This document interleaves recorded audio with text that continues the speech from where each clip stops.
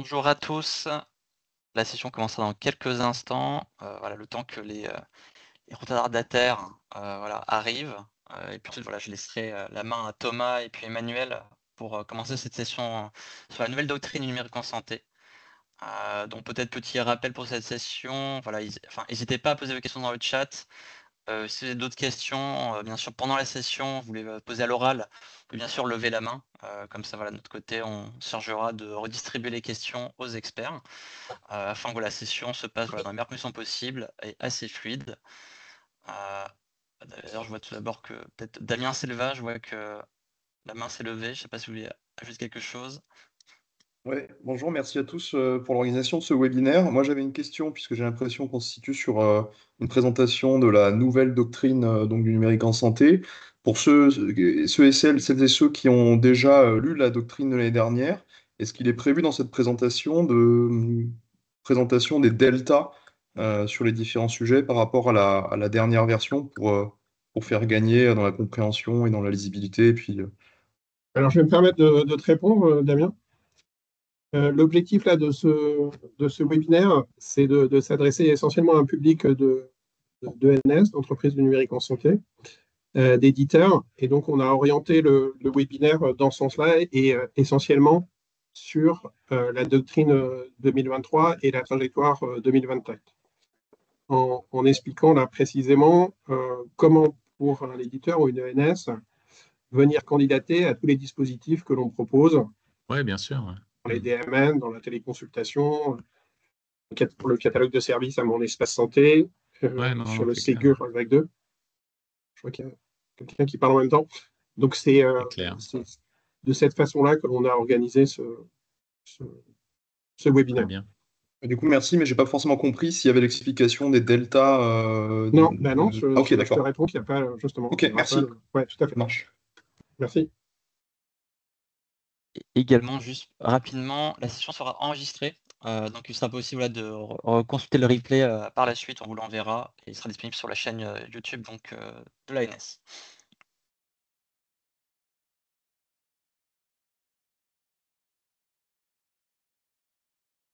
Bien, on va peut-être pouvoir démarrer. Je ne sais pas si vous entendez ce que je dis. Mais...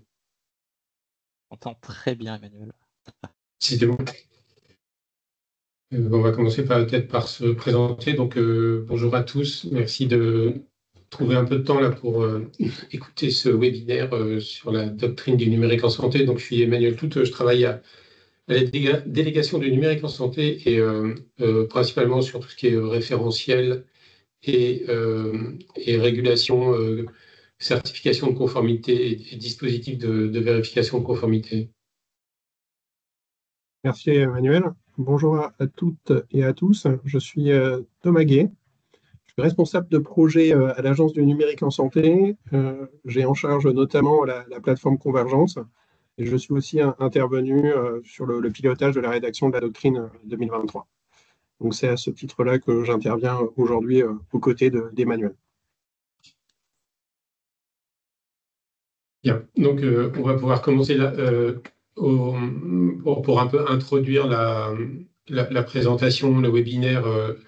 Là, c'est une description un peu générale de qu'est-ce que c'est que la doctrine du numérique en santé, si toutefois vous ne l'avez pas lu de la première à la dernière page.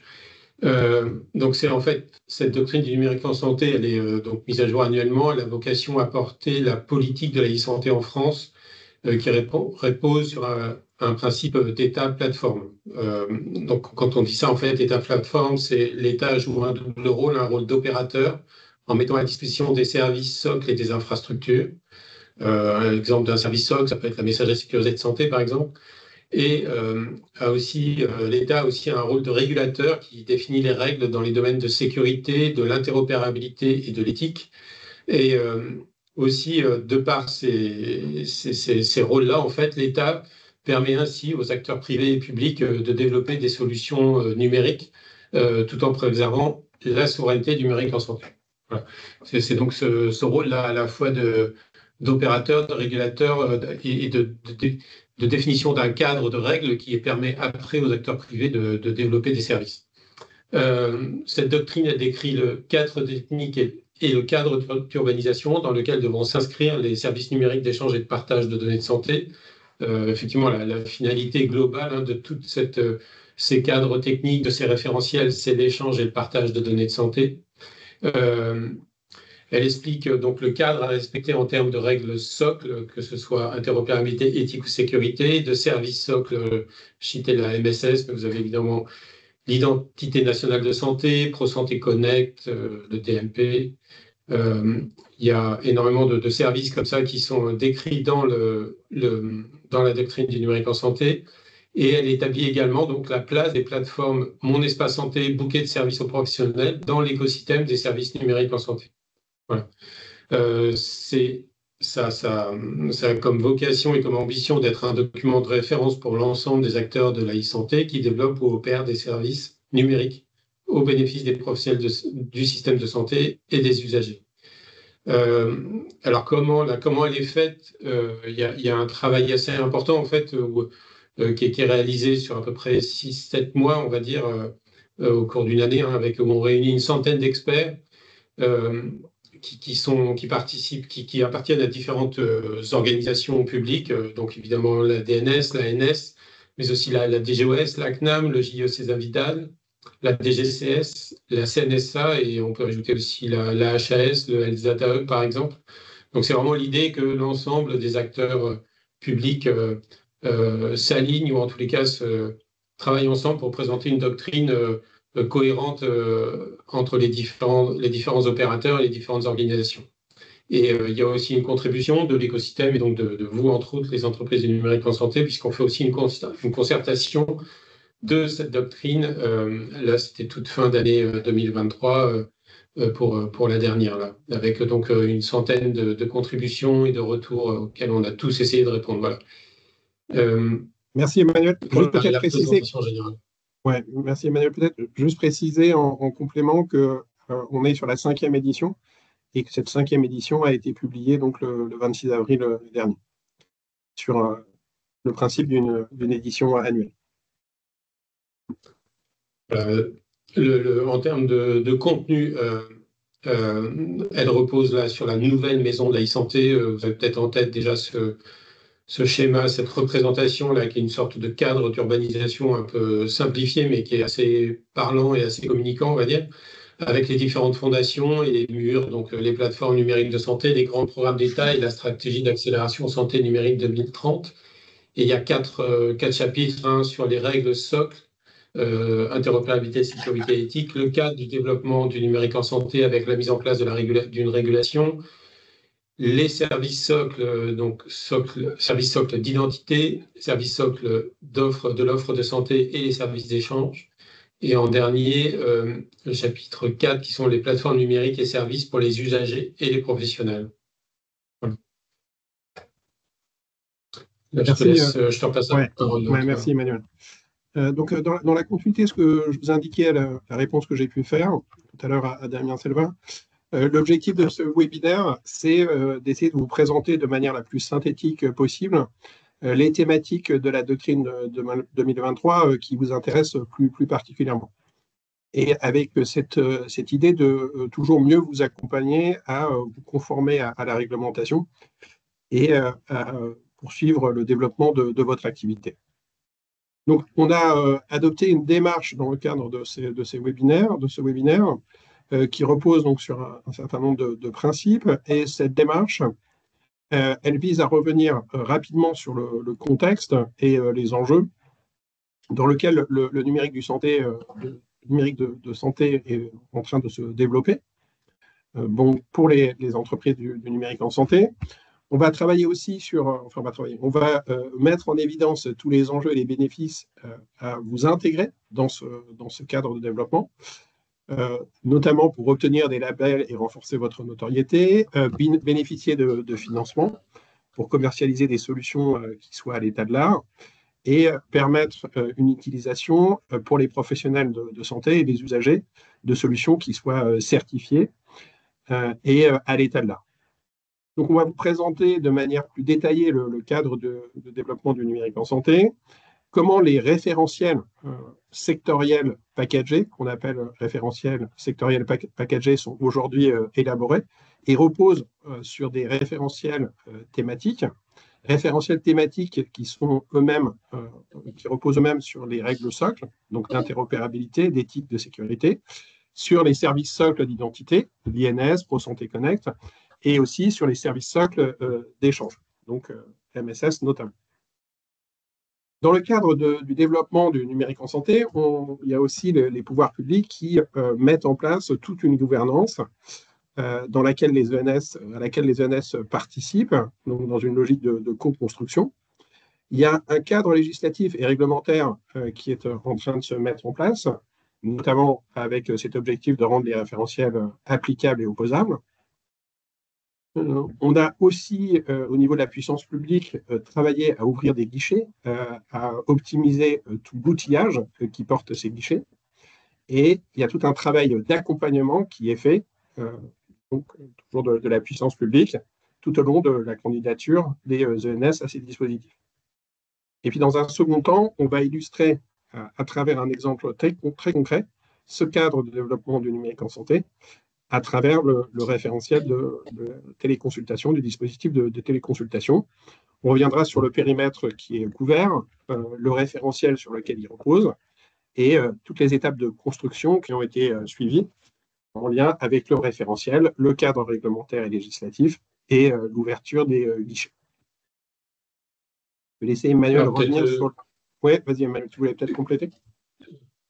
Oui, peut-être, comme vous voyez, hein, l'exercice, il y a un choix là qui est fait en fait par rapport à toutes les thématiques, tous les services, tout ce qui est décrit dans la doctrine du numérique en santé. On n'est pas repassé sur tous les sujets parce que il y en a déjà beaucoup en 1 heure, et 2, parce qu'on n'est pas nécessairement expert de tous ces sujets-là. Donc, et inversement, on s'est dit qu'il valait mieux choisir en fait un peu un axe là, qui est quand même de vous expliquer ou de repositionner, si vous ne les connaissez pas déjà, les règles socles d'interopérabilité, d'éthique et de sécurité, parce que ça c'est un peu invariable en fait. Hein, quel que soit le service numérique, il y a un moment forcément où vous y êtes confronté et où vous devez vous appuyer sur ces règles socles. Et après, essayer de présenter aussi un peu ce qu'on entend par régulation, avec l'exemple sur la téléconsultation. Voilà, c'est un peu ce choix qui a été fait. Donc, vous serez peut-être un peu déçu si vous ne voyez pas, je ne sais pas, l'Aurore, SI-SAMU, par exemple, mais c'était un peu, voilà, c'est pour expliquer comment on a positionné. Vous convaincu, Emmanuel ? Vous convaincu ? Vous convaincu, oui, convaincu. Je laisse poursuivre sur le contexte et les enjeux. Oui. Donc, de façon un peu générale, là, sur le développement du numérique en santé et comment se positionne cette doctrine. Donc, je pense qu'on en est tous convaincus, hein, de la multiplication des services numériques qui sont proposés sur le marché.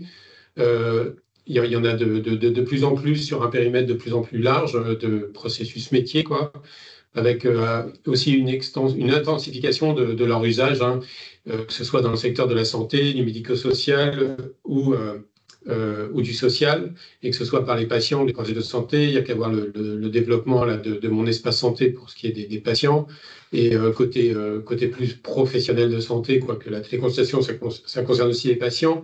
Là, sur la téléconsultation, on voit que là, vous avez quelques chiffres qui montrent un peu l'essor de la téléconsultation. Alors évidemment, avec la crise sanitaire qu'il y a eu en 2022, mais les chiffres confirment que la téléconsultation s'inscrit durablement comme une façon de réaliser une consultation médicale sur tout le territoire français. Donc voilà, ça c'est dans le contexte, c'est un point important du contexte global.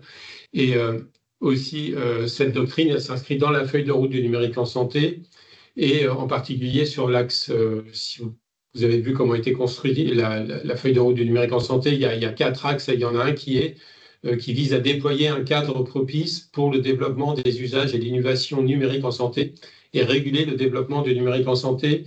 Et là, typiquement, cette doctrine, elle fait partie de cet axe 4. Là, c'est une réalisation concrète de cet axe 4, de créer les conditions du développement des usages et des services du numérique en santé, avec la priorité donc 16, qui est de systématiser la co-construction de référentiels d'exigence secteur par secteur. en sécurisant la conformité des solutions utilisées par les acteurs de la santé. Donc là, il y a un certain nombre d'actions pour réguler le développement du numérique en santé. Et ces actions, concrètement, c'est co-construire donc des référentiels, c'est-à-dire que tous les référentiels qui sont élaborés, que ce soit par l'Agence du numérique en santé ou côté GIE Senza Vital pour les téléservices de l'assurance maladie, il y a systématiquement des concertations qui sont réalisées avec les acteurs. Hein. Et il y a aussi une logique un peu nouvelle là qui est jusqu'à présent, c'était des référentiels ce qu'on appelle thématiques en fait, qui étaient soit d'interopérabilité, soit de sécurité, soit d'éthique. Et là, avec les dispositifs de régulation, on essaie d'avoir des référentiels dits packagés ou sectoriels, c'est-à-dire on va réunir toutes les exigences, tous les types de référentiels qui sont pertinents pour un cas d'usage donné. C'est-à-dire que jusqu'à présent, une société qui développait des services du numérique en santé devait elle-même aller trouver quel référentiel était pertinent pour ces cas d'usage, les cas d'usage qu'elle couvrait.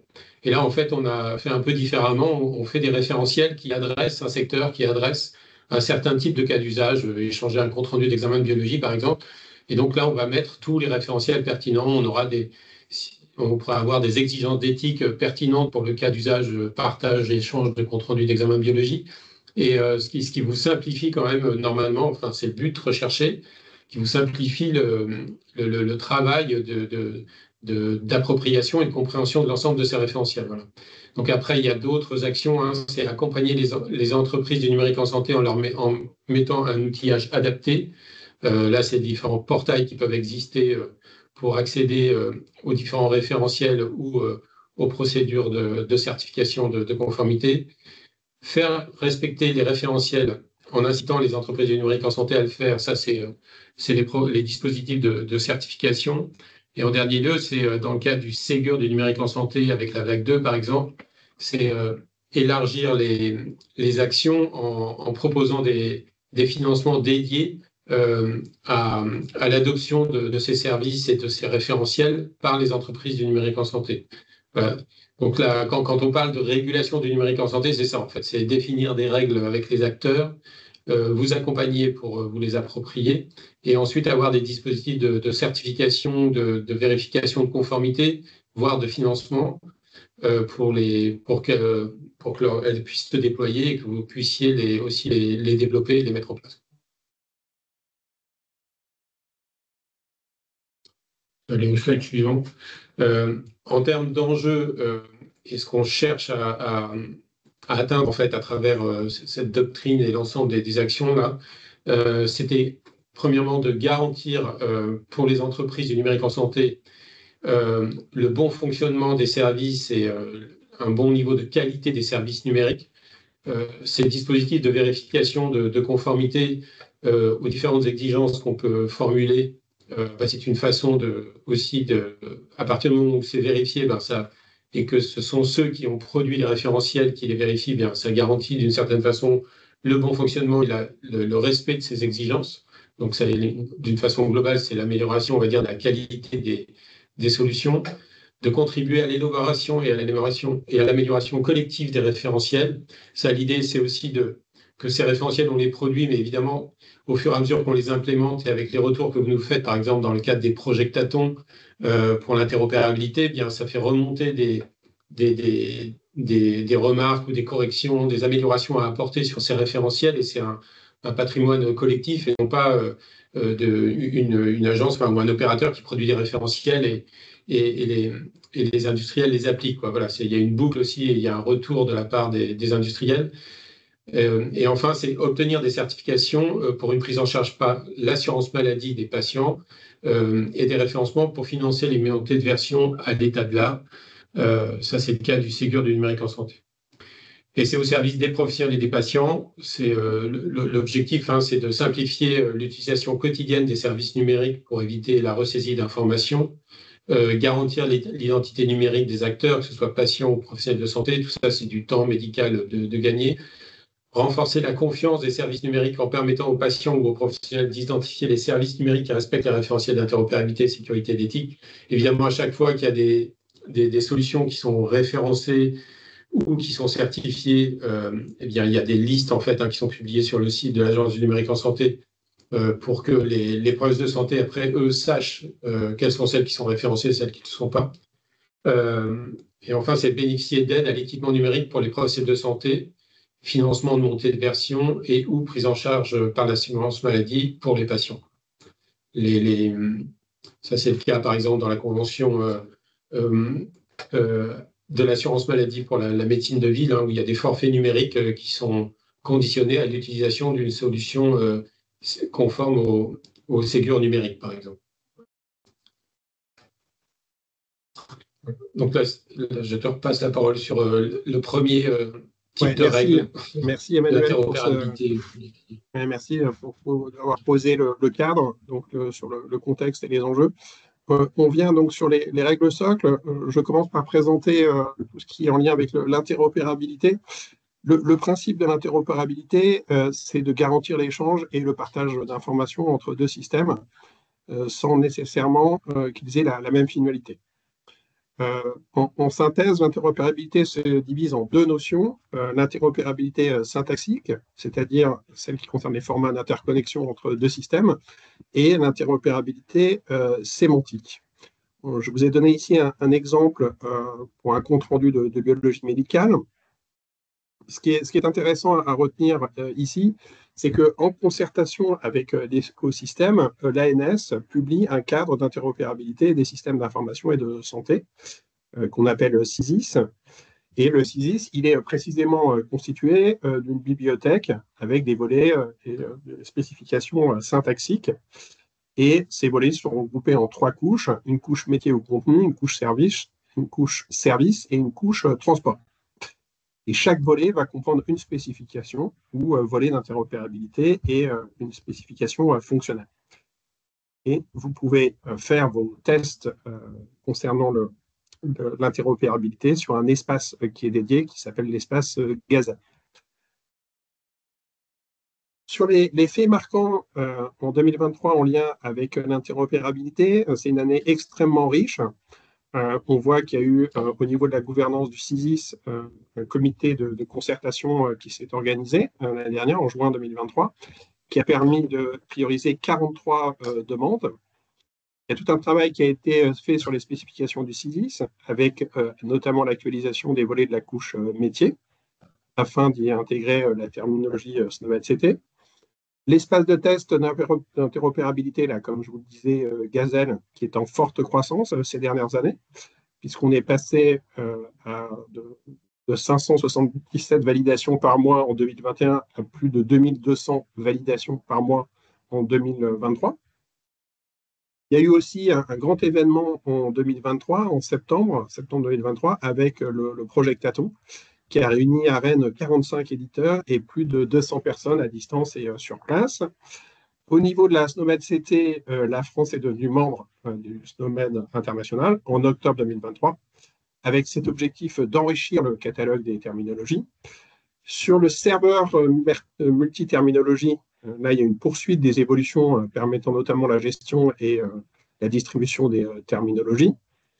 Et sur les dispositifs de certification et de référencement, les équipes interopérabilité de l'ANS participent activement à la construction des référentiels, qu'on appelle les REM, que ce soit pour la vague du Ségur, pour téléconsultation et la télésurveillance, et aussi valident les preuves d'interopérabilité sur ces mêmes dispositifs. Sur la trajectoire, les différentes trajectoires prévues en 2024, concernant la gouvernance du CISIS, il y a une feuille de route 2024 qui est aussi très riche, donc sur les volets d'interopérabilité, avec des priorités qui sont données sur les cas d'usage, notamment en lien avec le Ségur du numérique en santé.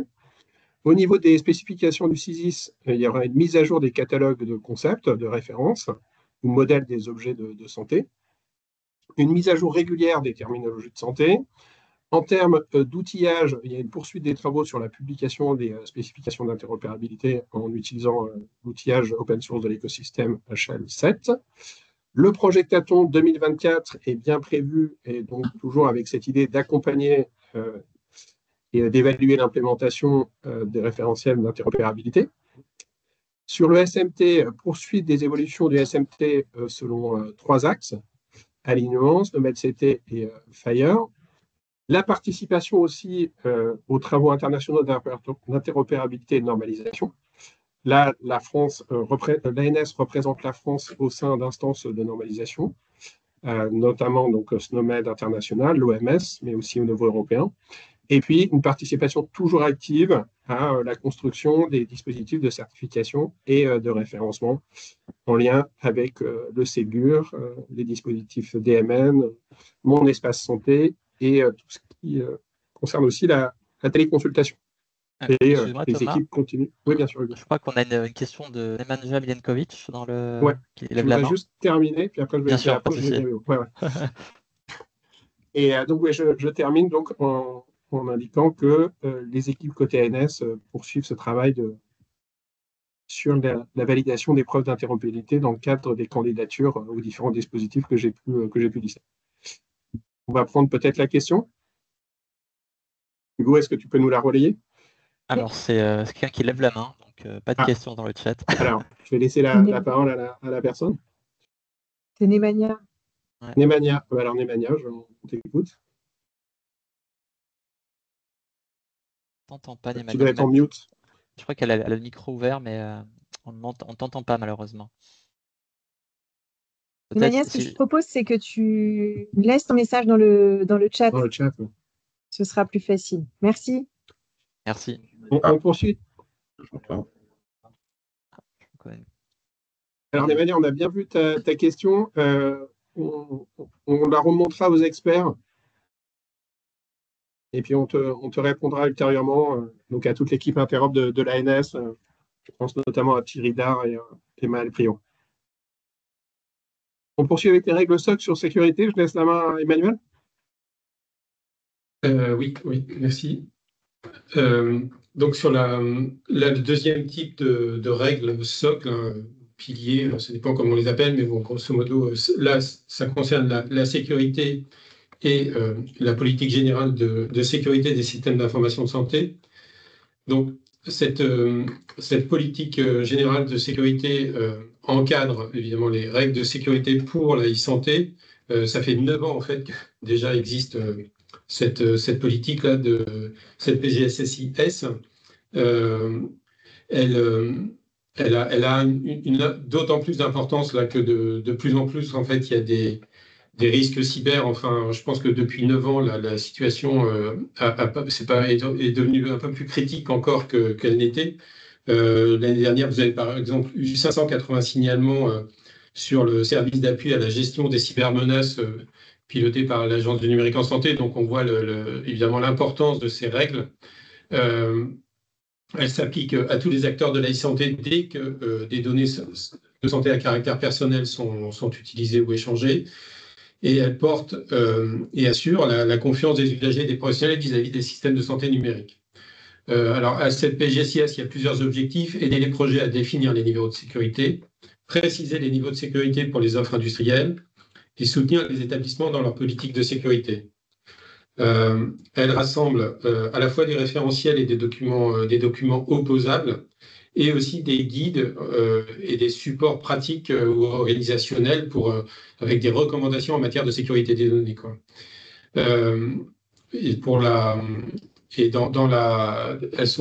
Chacun de ces documents, en fait, et chacun de ces guides, en général, sont construits de façon à avoir un palier minimal et des paliers progressifs, dans l'idée de pouvoir aussi, en fonction des analyses de risque, de pouvoir définir le bon niveau de sécurité. Donc, il y a différents corpus documentaires assez importants avec différents types de documents. Il y a des référentiels qui sont publiés au journal officiel. Peut-être on en reparlera tout à l'heure, mais donc il y a conformément à l'article L1470-5 du Code de la santé publique, qui permet en fait au ministère de la Santé de prendre par arrêté et de rendre opposables des référentiels. Les 3 qui sont publiés au journal officiel pour la PGSSIS, c'est les 3 qui sont listés là, les référentiels d'identification électronique des usagers, des personnes morales et des personnes physiques pour les secteurs du sanitaire, du médico-social et du social. Et après, il y a aussi dans cette PGSSIS toute une série de guides ou de référentiels d'imputabilité, de force probante, des guides beaucoup plus pratiques de mémento, par exemple pour les PS en exercice libéral, de mise en place d'un accès Wi-Fi. Voilà, ça peut être très concret. Et c'est ça qui constitue en fait la PGSSIS et qui est régulièrement actualisée.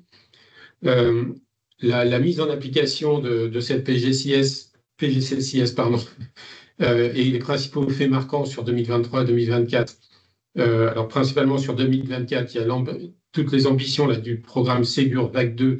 Donc pour ceux qui ne sont pas forcément familiers de ce programme-là, ça consiste en fait à renforcer, à développer pour la vague 2 toutes les fonctionnalités de consultation et d'accès au dossier médical partagé. Et de fait, le niveau de sécurité a dû être renforcé. Et donc il y a un renforcement du niveau de sécurité des solutions logicielles afin de limiter la surface d'attaque des systèmes d'information. Et là, il y a un certain nombre d'exigences de sécurité qui sont embarquées dans chacun des cahiers des charges et des référentiels d'exigence du programme Ségur Vague 2, avec même des tests d'intrusion en fait, qui seront réalisés par chacun des candidats au référencement. Donc ça couvre à la fois les dossiers patients informatisés, les plateformes d'intermédiation, les logiciels de gestion de cabinet, les logiciels d'imagerie, les SGL et les logiciels de paramédicaux, et dans le futur aussi les logiciels de gestion d'officine. Donc voilà, ça couvre quand même déjà un certain nombre de solutions. Et il y a un troisième type d'action, mais j'y reviendrai juste après, c'est le déploiement de solutions d'identification et d'authentification des processus de santé et de SSO, mais il y a un slide dédié juste après. Et ces exigences de sécurité, elles sont aussi embarquées dans les référentiels de certification des dispositifs médicaux numériques ou dans le référentiel aussi des SI de sociétés de téléconsultation. Dans un autre type de référentiel et de règles de sécurité, il y a peut-être pour ceux qui connaissent aussi la certification des hébergeurs de données de santé. Donc cette certification AGS, elle a pour but de garantir la sécurité de l'hébergement des données de santé confiées par des acteurs du secteur sanitaire, médico-social à des prestataires d'hébergement tiers, en fait. Un établissement de santé qui sous-traite tout ce qui est hébergement de ces données. Il y a deux référentiels, un référentiel de certification et un référentiel d'accréditation, puisque ce certificat, il est délivré par des organismes certificateurs. C'est un dispositif de certification qui aujourd'hui est prouvé. Il y a 302 hébergeurs de données de santé qui sont certifiés. Ça va de la start-up aux grands acteurs du cloud, que ce soit Microsoft, Amazon ou enfin les grands acteurs du cloud. Et il offre une large gamme aussi de services d'hébergement aux établissements sanitaires et médico-sociaux, de cloud privé, de salles blanches ou de colocation sécurisée. Les faits marquants, enfin les nouveautés là sur ce sujet, c'est la publication d'un nouveau référentiel, d'une nouvelle version du référentiel en mai 2024. Ce référentiel, il est aussi publié par arrêté au journal officiel. Donc ce référentiel là aussi, il a été construit en concertation, comme on disait tout à l'heure, avec que ce soit la DGE, l'ANSSI, la CNIL ou la Commission européenne, et puis aussi les acteurs évidemment hébergeurs. Les principales nouveautés, je m'arrêterai peut-être que sur la première, c'est le renforcement des exigences dites de souveraineté des données. Et plus précisément, c'est en fait de bien définir, de bien informer, on va dire, à la fois les clients des hébergeurs, mais aussi le grand public, des risques d'accès extra-communautaire aux données de santé à caractère personnel. Voilà. Et est-ce que en fait l'hébergeur est soumis à des lois extra-communautaires qui risqueraient en fait de violer les accès aux données de santé et violer les règles du RGPD, quoi. Voilà. Et cette nouvelle version du référentiel, tous les acteurs devront s'y conformer dans un délai de 24 mois après la publication au journal officiel le 16 mai 2024.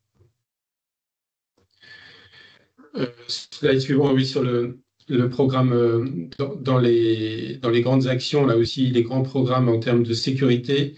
Il y a un programme CARE qui a été lancé, qui vise en fait à renforcer la sécurité et la résilience des établissements de santé et à améliorer leur capacité à faire face à une cyberattaque. Donc là, ce programme-là, il concerne moins les entreprises du numérique en santé, plus les établissements.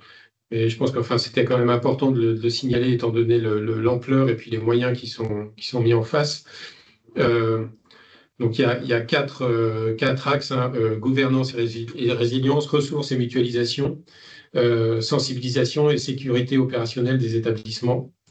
Sur le premier axe, il y a un guichet qui a été ouvert pour permettre aux établissements de santé en fait, de candidater à un appel à projet pour financer des outils techniques pour évaluer la vulnérabilité des ES. De leur établissement. Et il y a eu plus de 1200 candidatures qui ont été retenues, 1430 exactement, c'est sur le slide d'après, et pour un montant d'appel à projet de 65 millions d'euros. Donc là, ça montre un peu l'ampleur du sujet. Et puis après, il y aura 3 autres domaines avec aussi des appels à projets qui seront lancés sur 2024 et fin 2024 et 2026, et les domaines sont listés là. Et dans le même type d'action vis-à-vis des établissements de santé, il y a aussi un programme qui s'appelle HospiConnect, hein, qui est rattaché à l'axe 4 du programme CARE, qui vise à simplifier l'accès aux services numériques.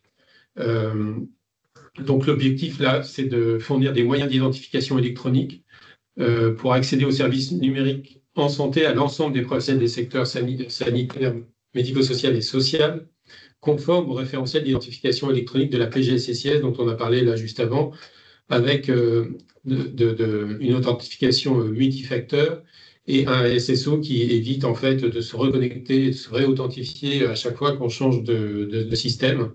Donc là, le lancement de ce programme, il a été fait en mars 2024. Et si vous allez sur Thomas, si tu passes à la slide 14, il y a les résultats là de ce programme HospiConnect avec les établissements qui ont été retenus. Il y a eu 23 candidatures et 15 lauréats.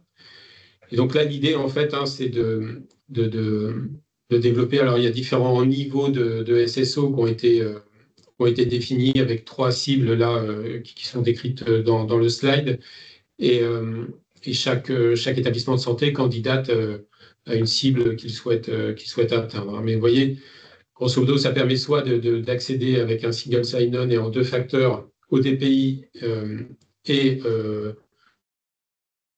au DMP en mode consultation. En cible 2, c'est la même chose, plus à d'autres applications de la structure.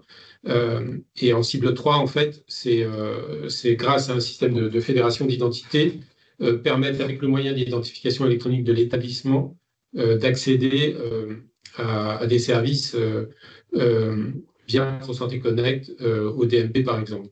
Donc, c'est encore plus simplifié en termes d'identification et d'authentification. Voilà pour ce qui était de la sécurité, donc avec à la fois des choses qui portent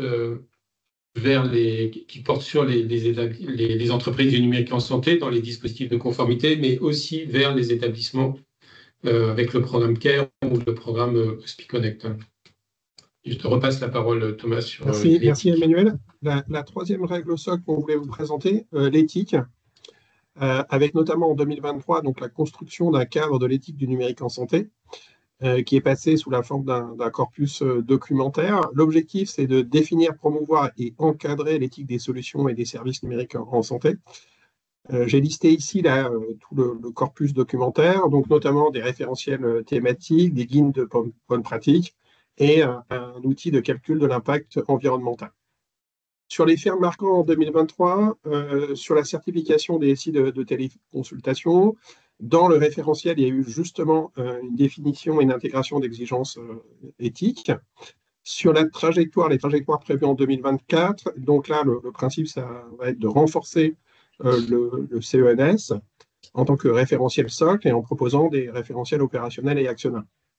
Il s'agira aussi de mettre en place un comité d'éthique du numérique en santé, de le développer, et puis également de développer la plateforme d'éthico-vigilance pour vous permettre de remonter les situations de tension éthique liées à l'usage de services numériques en santé.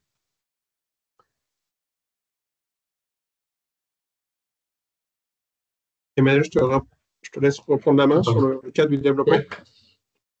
Oui. Donc là, on passe sur la partie plus régulation. Là, on voit qu'il y a donc une série de règles, que ce soit d'interopérabilité, d'éthique et de sécurité, qui sont publiées après concertation avec vos retours. Et donc là, l'idée, c'est comment on fait en fait pour déployer ces référentiels. Et évidemment, c'est pas des référentiels pour des référentiels, mais c'est aussi développer l'échange et le partage de données de santé dans les conditions d'interopérabilité, de sécurité ou d'éthique à l'état de l'art. Donc ça, on en a déjà un peu parlé, mais voilà, ça, c'est les différents types de référentiels, les thématiques sécurité, interop, éthique, et les référentiels packagés, je crois que je l'ai expliqué un peu avant, qui est dans l'idée de, pour un secteur donné, pour un cas d'usage donné, de rassembler l'ensemble des exigences qui sont pertinentes pour ce cas d'usage ou pour ce secteur.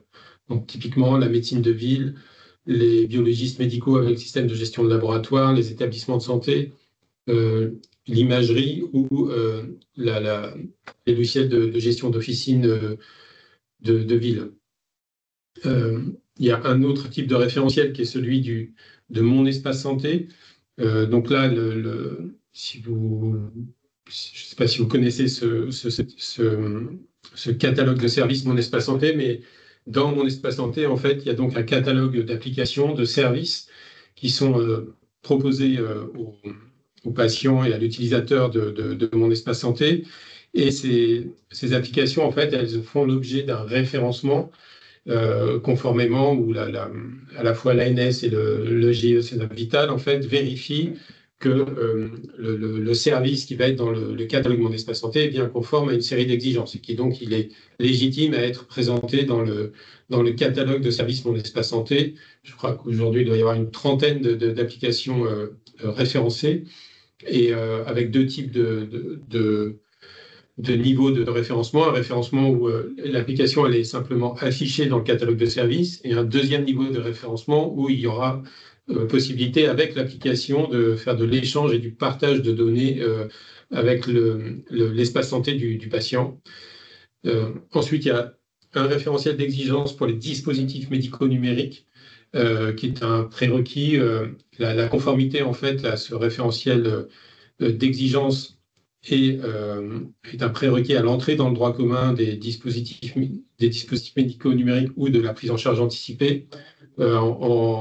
En clair, c'est si le système est conforme, si ce dispositif médical numérique est conforme au référentiel, il sera pris en charge par l'assurance maladie. Et le référentiel d'exigence des SI de société de téléconsultation, qu'on va développer un peu plus en illustration juste après. Sur le slide suivant, il y a une gouvernance en fait, qui implique les entreprises du numérique en santé et les fédérations pour piloter avec la puissance publique le cycle de vie de ces référentiels, où il y a à peu près 5 phases qui sont un peu systématiques pour chaque dispositif de régulation, chaque dispositif de conformité. Une phase de co-construction du référentiel, avec à la fois les entreprises, les professionnels et les fédérations de patients. Une phase de concertation du référentiel, une phase de mise en application et de délivrance des certificats de conformité. Grosso modo, c'est ce qu'on vit actuellement sur les dispositifs médicaux numériques, ça a été le cas sur la vague 1 du Ségur, et demain et aussi actuellement sur les SI de sociétés de téléconsultation.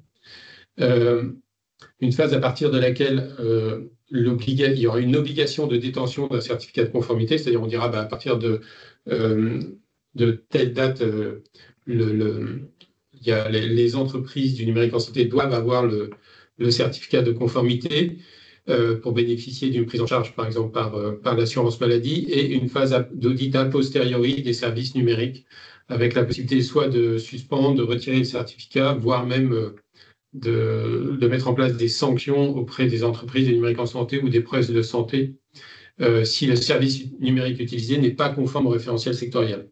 Alors évidemment, cette 5e étape-là, c'est quand même quelque chose qui est à manipuler avec précaution, et aujourd'hui, c'est appliqué nulle part, en fait. Et, par contre, à terme, à moyen terme ou long terme, il pourra sur certains secteurs, sur certains référentiels, qu'on en vienne à ce type d'action plus contraignante, quoi.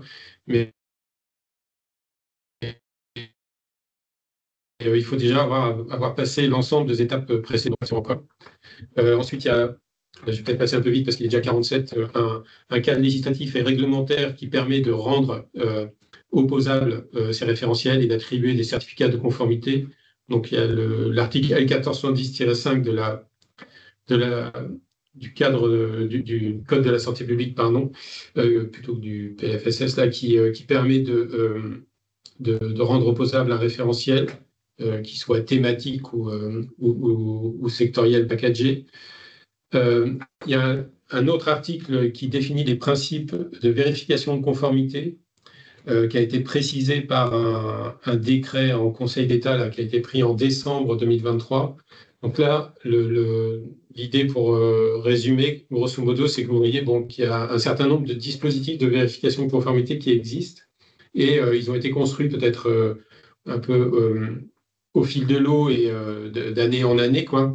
Et donc là, l'idée de ce décret, en fait, c'est de définir une procédure et des principes généraux de délivrance d'un certificat de conformité, ce qui permet après, évidemment, pour les entreprises du numérique en santé, d'avoir des dispositifs de certificat de conformité qui se ressemblent, qui ont un peu les mêmes règles de fonctionnement, ce qui vous simplifie aussi la lecture et la relation, on va dire, avec ces dispositifs de conformité, plutôt que d'avoir à chaque fois des règles un peu différentes, quoi. Voilà. D'où l'utilité de ce décret qui encadre et qui définit la procédure de délivrance de certificat de conformité. Sur le slide suivant, vous avez là la liste des guichets de conformité qui existent. On les a passés juste avant, avec à chaque fois quel est l'effet du référencement ou de la certification. Typiquement, pour le Ségur, c'est une incitation financière, c'est le financement en médecine de ville via la ROSP. Pour la vague 1, et d'ailleurs ce sera pareil pour la vague 2. Les dispositifs médico-numériques, c'est le remboursement de la télésurveillance ou de la prise en charge anticipée par l'assurance maladie. La certification des sites de téléconsultation, c'est le remboursement des actes de téléconsultation. Et pour les applications qui sont référencées au catalogue Mon Espace Santé, c'est la publication de l'application dans le catalogue Mon Espace Santé ou l'ouverture des flux d'alimentation, consultation des données de Mon Espace Santé. Et voilà, il y a 31 services aujourd'hui référencés.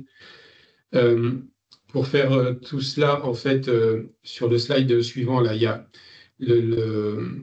on se rend bien compte que l'ensemble de ces règles, de ces dispositifs, en fait, sont assez exigeants vis-à-vis des entreprises du numérique en santé, et donc il y a besoin d'un accompagnement renforcé de ces entreprises par la puissance publique, enfin les opérateurs, que ce soit l'ANS, le GE César Vital ou le CNDA.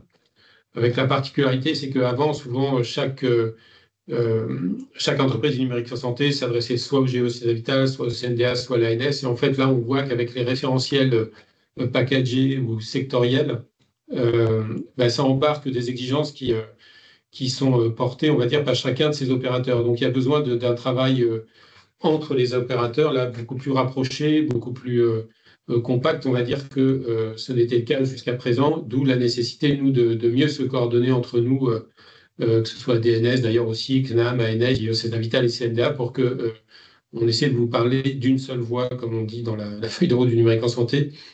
Donc, il y a un certain nombre d'actions qu'on a lancées pour atteindre cet objectif-là de travail plus collectif encore, je dirais. Donc, c'est partager aux entreprises du numérique en santé une feuille de route consolidée des référentiels thématiques et sectoriels. Donc ça, il y a un site aujourd'hui, on aurait pu mettre l'URL là d'ailleurs, qui essaie de consolider l'ensemble des calendriers des différents référentiels. Il y en a énormément en fait. Donc, l'idée, c'était de regrouper à un seul endroit les dates prévisionnelles de sortie des référentiels, d'avoir des actions de communication pour mettre en valeur les réussites des entreprises du numérique en santé, en particulier quand elles sont référencées, par exemple, que systématiquement on, on affiche ça sur les différents réseaux possibles.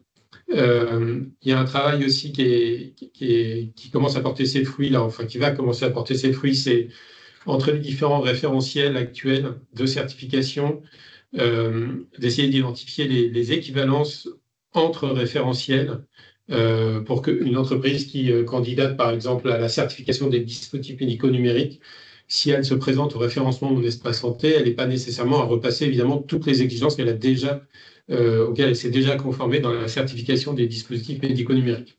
Donc ça c'est un principe là qu'on a établi tout récemment. Et Ouais. donc là, sur Excuse-moi, Emmanuel, je vais prendre un peu Oui. le rôle de timekeeper, parce que je vois qu'il nous reste très D'accord. peu de temps. Ouais. Manifestement, tu as avancé dans la présentation. J'étais resté sur le même slide. Mais donc, on peut oui. considérer que tu as présenté ces différents slides et qu'on en Les est slides de- à la présentation donc, du dispositif de certification de téléconsultation. Peut-être en quelques mots, quelques mots. qu'on puisse laisser un temps aussi de questions-réponses. Merci du rappel. Oui, je vais donc, s'il faudra aller au slide, je vais regarder. Tu veux qu'on aille sur quel slide? On peut aller au slide 23. Voilà, c'est tous les référentiels sur lesquels repose le dispositif de Donc là, téléconsultation. là, en fait, l'idée, hein, c'est qu'il y a eu un agrément des sociétés. Il a été créé un dispositif piloté par le ministère de la Santé qui crée un agrément des sociétés de téléconsultation qui leur donne en fait un statut à part entière qu'elles n'avaient pas jusqu'à présent et qui va leur permettre en fait de faire rembourser les téléconsultations par l'assurance maladie. Et pour obtenir cet agrément, il y a des exigences métiers qui sont vérifiées par le ministère de la Santé et des exigences d'interopérabilité, de sécurité et d'éthique qui sont vérifiées par l'ANS. Là, vous avez en slide 23 les différents types d'exigences. Je vais passer vite.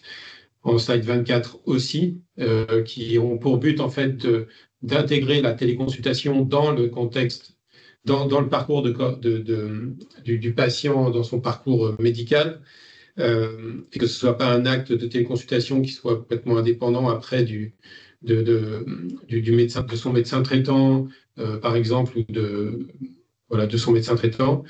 Et vous avez en exemple là un peu comment on a fait pour construire tout ce dispositif de certification des SI de sociétés de téléconsultation en slide 25, avec l'élaboration d'une première version du référentiel de février à avril 2023, une concertation auprès des acteurs en mai 2023, la publication du référentiel en septembre 2023 et la publication d'un arrêté avec l'ouverture du guichet de certification en février 2023.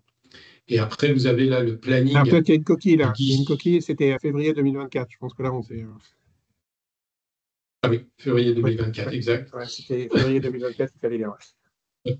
Et ensuite, vous avez le planning là, de la certification de conformité du guichet des SI de société de téléconsultation. Donc, typiquement, là, ce calendrier-là, il avait été défini avec, en l'occurrence, le LET, des entreprises de téléconsultation, pour tenir compte en fait, de leur capacité à faire aussi et de définir des jalons qui soient atteignables.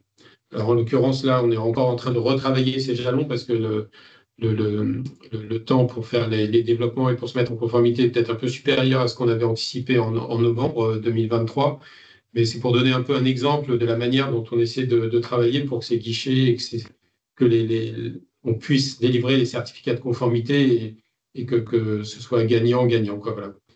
Et j'arrête là puisqu'il est 55. Je propose que vous. Enfin, il y a quelques questions. Il y a Nemanja, Arnaud et William. Enfin, il y a 3 questions au moins. Qui veut commencer? William?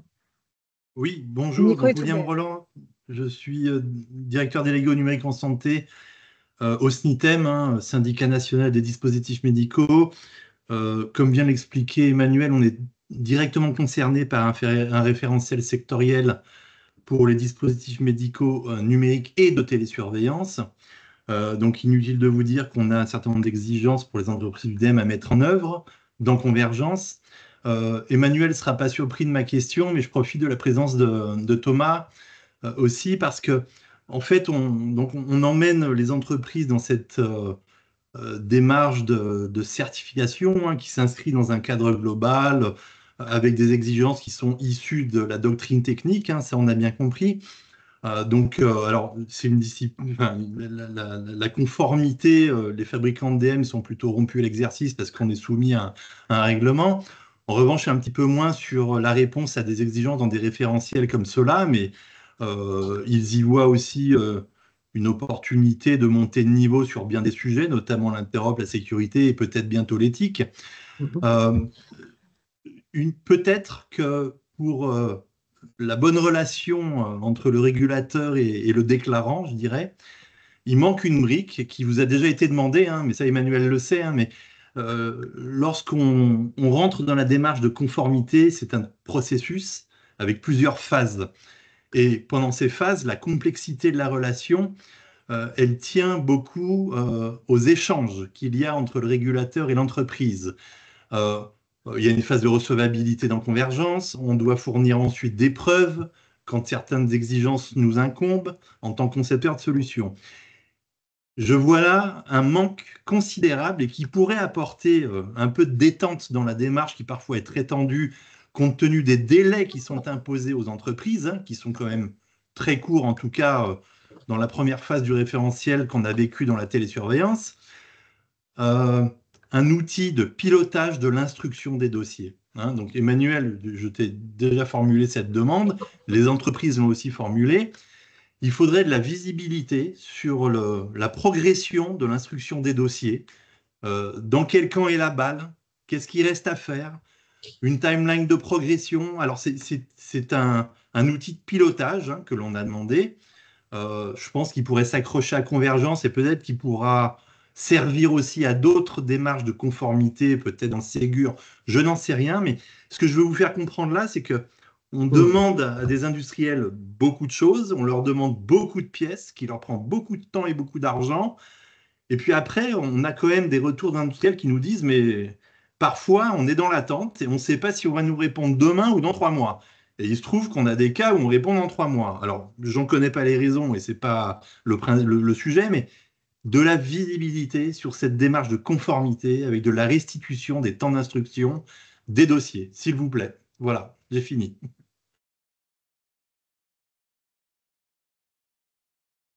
Oui, la demande, je sais qu'on a partagé un peu plus tard qu'il y a quelques jours en comité entreprise du numérique en santé. Je crois que ça a été entendu là côté ANS. Après, c'est pour voir comment ça se concrétise, quel indicateur il est possible de calculer ou pas, et que ce soit aussi utile, quoi. Mais ça permettra d'objectiver les choses. Donc, si c'est en termes de délai, par exemple, mais donc ça sera sûrement utile, quoi. Ouais. En tout cas, peut-être qu'on peut dire, William, c'est qu'aujourd'hui, vous êtes quand même informé à chacune des étapes de la validation de l'étape, et une fois que les chapitres les sections de preuves sont validées, vous êtes informé de l'état de chacune des preuves. Alors, en tout cas, voilà. Après, sur les délais de traitement, c'est un sujet à part entière, et je comprends ce que vous dites. Et alors, vous avez Thomas, besoin de visibilité, ce que j'entends très bien. Moi, je témoigne en tant que représentant des entreprises. S'il y a une entreprise qui me remonte ce type de difficulté, ce type de demande sur les temps et le processus d'instruction des dossiers, j'ai du discernement. Bon, il se trouve que dans le début, enfin tout 2023, ça a quand même été un peu un cauchemar pour les entreprises. Et ça, je pense que ça aurait aussi contribué à désamorcer certaines situations. Donc, dans le détail, moi, j'ai quand même eu des retours d'entreprises très circonstanciés, très détaillés, avec la temporalité, l'horodatage des événements. Et je ne dis pas que Je ne dis pas que les torts ne sont pas partagés, bien entendu, hein, les entreprises aussi parfois mettent du temps à répondre parce qu'il y a les temps de développement, il y a les temps pour des entreprises qui ont des R&D, pas en Europe, il y a le temps de récupérer les infos. Hein, et du coup, le fait d'avoir cet outil qui rend les choses transparentes, de part et d'autre, je pense que ça lèvera les tentatives de mauvaise foi, les temps d'instruction qui peuvent être longs pour X raisons de votre côté et d'une autre. Voilà. En tout cas, je sais que les équipes de DMN, de télésurveillance, de notre côté, font le maximum pour répondre dans les délais les plus courts aux éditeurs. Mais après, j'entends ce que vous dites de la nécessité d'objectiver, en fait, au mieux ce mode Alors, de les fonctionnement à travers entreprises un font, outillage dédié, en fait. Ce serait ça. les entreprises font leur maximum aussi. Hein. Non, non, mais je sais bien, je sais bien, je sais bien. Mais j'entends le besoin qui est exprimé d'avoir un outillage qui permettrait d'objectiver beaucoup mieux l'état Ouais. d'avancement du traitement Mais de la c'est. candidature et que l'information soit partagée en transparence et où Hmm, chacun identifie bien les responsabilités. Et comme vous le dites voilà. justement, Ouais. ce n'est pas uniquement côté vérificateur ANS, Et, c'est aussi côté entreprise. Donc, et désolé, mais la demande est relativement urgente, puisqu'on va ah, arriver sur une phase 2, là, en ce qui nous concerne, pour le référentiel sectoriel EDM numérique. hum, Enfin, voilà, encore une fois, je ne vais pas enfoncer le clou qu'on a déjà enfoncé, hein, Emmanuel. Et je vois ici Céline qui est présente. On a parlé de tout ça, mais je tiens à vous alerter sur l'urgence de cette demande ok. qui ne fera que mettre de l'huile dans les rouages de la prochaine Bah, ça phase peut des être une très bonne Ouais, certifications. je chose. pense que c'est l'intérêt de tout le monde. Tout à fait. Après, il faut trouver le temps et comment le faire, mais sur le principe, je pense que c'est acquis.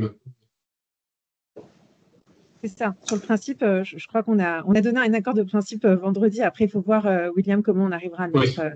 en œuvre avec les équipes. Et quelles Il sont y a les données? Oui, pardon. une autre question, peut-être Arnaud Pecker. Oui, bonjour, merci de prendre ma question. Rapidement, donc ma entreprise de télésurveillance. Ma remarque, ça pose sur comment est vue ou anticipée l'articulation entre les différents types de référentiels, parce qu'on va avoir des référentiels un peu thématiques, donc INS, Pro Santé Connect ou autres. On a les référentiels packagés, si j'ai bien compris la terminologie, pour les DMN, pour les téléconsultations. Et en fait, ça devient très compliqué à voir dynamiquement comment ça va se passer quand, par exemple, le référentiel ProSanté Connect évolue.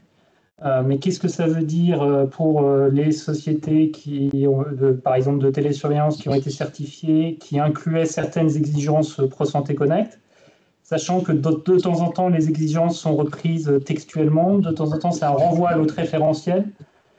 Donc, il y a aujourd'hui une vraie difficulté à comprendre comment dynamiquement les deux dimensions s'articulent, y compris une fois qu'on a passé la certification et qu'il y a un autre référentiel indirect qui évolue, c'est quoi les règles de mise en conformité? Je ne sais pas si ma question est claire, mais la situation en tout cas n'est pas claire du tout.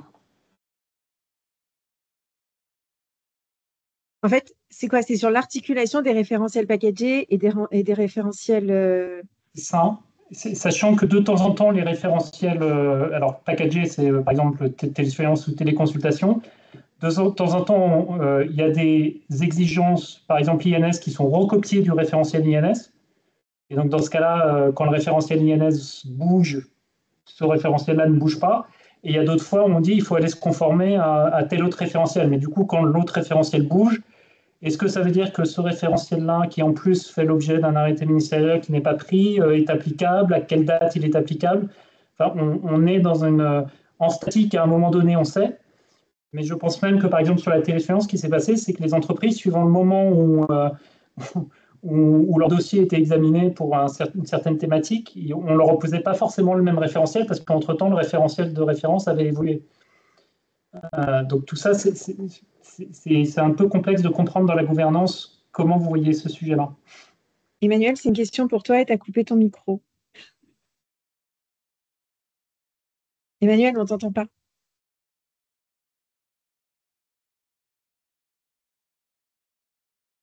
On n'entend plus Emmanuel.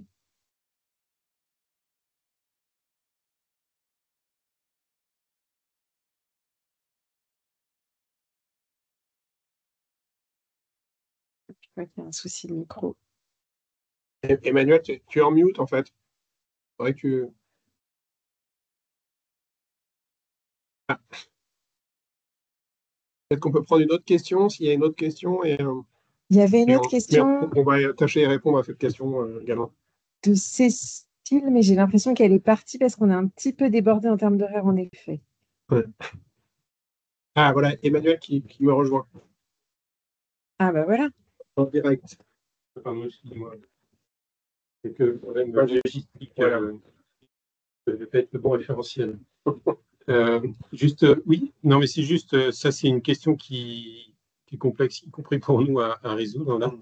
Enfin, il y a déjà un principe, hein, c'est que le référentiel packagé, il pointe un certain nombre de référentiels thématiques comme l'INS, par exemple, ou tel volet du cadre d'interopérabilité pour tel document, et que vous devez être conforme à ce référentiel thématique-là dans la version X au moment où on a sorti le référentiel.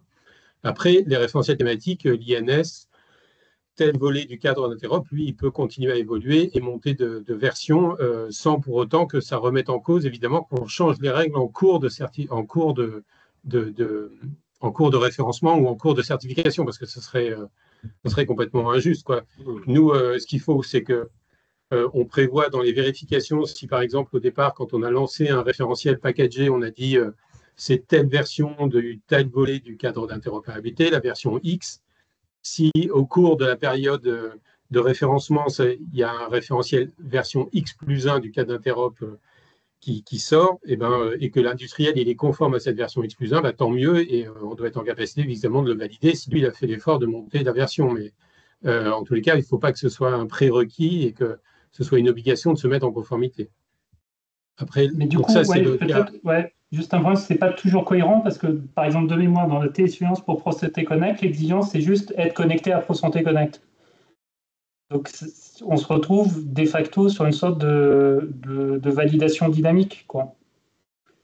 Alors, normalement, si je me souviens bien, normalement, si c'est bien fait, on a dû mettre quand même une version quelque part d'un document qui dit, voilà, la spécification de ProSanté Connect qu'il faut utiliser, quoi. C'est pas simplement... En général, dans les annexes. Hein, dans les annexes, il y a un référentiel thématique, du coup, qui dit, voilà. de la même manière, on dit, vous devez être conforme à telle version du compte-rendu d'examen de biologie, puis après, ben, on renvoie vers le volet correspondant du cadre d'interopérabilité. ProSanté Connect, je connais un peu moins par cœur, donc, mais normalement, c'est le même principe. C'est le même principe aussi pour... alors, l'INS, on a fait différemment. On a repris toutes les exigences INS dans le référentiel. Donc là, au moins, il n'y a même plus de référence au guide d'implémentation de l'INS. Mais par contre, vous avez raison, c'est qu'il y a quand même un problème. C'est si jamais il y a un référentiel thématique qui évolue et qui remet en cause, enfin qui annule ou qui rend incohérente des exigences qui existaient au préalable. On appelle ça, nous, on dit que c'est des référentiels pour lesquels il n'y a pas compatibilité ascendante. Et alors là, effectivement, le problème est entier, quoi, parce que si vous le rendez opposable, et ben, du coup, ça rend d'une certaine façon caduque tous les référentiels sectoriels qui s'appuient sur le même référentiel thématique. Et là, ça fonctionne plus. On se retrouve un peu Et donc ça, il faut que nous, on y soit vigilants quand on publie par arrêté un référentiel thématique, ce qu'on essaie de limiter quand même le maximum, quoi, et de plutôt publier par arrêté que des référentiels packagés, quoi. Je ne sais pas si c'est clair, mais... Mais on fait attention à ça en tous les cas. C'est juste, c'est compliqué pour nous aussi parce que chaque référentiel thématique, il a sa propre vie, quoi. Et puis en même temps, il y a les référentiels packagés qui, eux, appuient sur ces référentiels thématiques, voilà, des aliments. Et qui font une photo à date et les référentiels thématiques, ils bougent. Donc, mais c'est vrai que c'est un peu inévitable et il faut qu'on vive avec au mieux, quoi. Voilà. Est-ce qu'il y avait d'autres questions? On n'a plus de main levée. Céline, tu veux peut-être terminer sur le... Oui, on vous a mis... sur le sondage. Super, merci beaucoup Thomas. Je vous ai mis effectivement dans le chat le lien vers le questionnaire de satisfaction. Vous pouvez flasher là, le QR code que Thomas nous fait apparaître à l'écran. Ça nous permettra de faire évoluer les sessions et de prendre en compte finalement vos retours. Et puis, vous avez aussi dans le chat un lien pour un sondage pour savoir quels sont les focus que vous voulez qu'on mette en place dans les prochaines semaines sur la doctrine, puisque là, on l'a abordé de manière très généraliste. Donc, pour nous permettre de faire des sessions thématiques dédiées en fonction de votre intérêt, n'hésitez pas à compléter le sondage, c'est super court, hein. Ça vous prendra, je pense, 20 secondes à tout casser. Merci beaucoup. Je ne sais pas, Emmanuel, Thomas, vous voulez conclure? Peut-être, ouais, c'est ça, remercier tous les participants. Je vois qu'ils vont aller jusqu'à 100, donc merci pour votre participation et votre attention, et on espère avoir répondu à vos questions et vous avoir intéressé par ce webinaire. Merci. Merci beaucoup. Merci beaucoup. Au revoir. Au revoir. Merci beaucoup. À très bonne journée.